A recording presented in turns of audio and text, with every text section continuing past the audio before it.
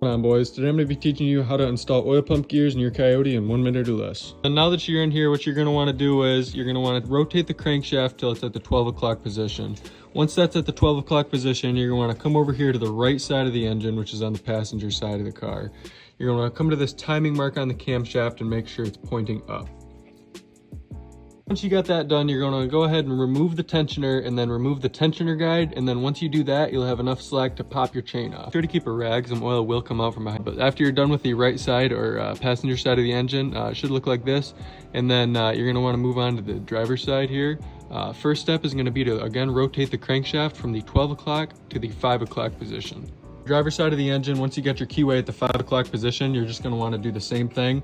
Remove your tensioner, then your tensioner guide, then you can take your chain off and then take your stationary guide off. Your sprocket off, you're going to want to take your oil pump out, get it up on the bench here, take all your T30 screws out, and then once you do that, you can take your cover off here, and then there are your oil pump gears.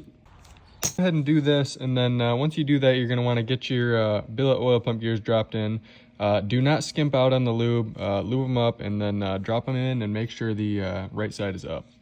You're gonna wanna make sure the timing's lined up on the left side here. Then put your stationary guide in first, then your tensioner guide, and then lastly, the tensioner. So going ahead on the reinstall, first thing you're gonna wanna do is go down to the timing mark on the sprocket.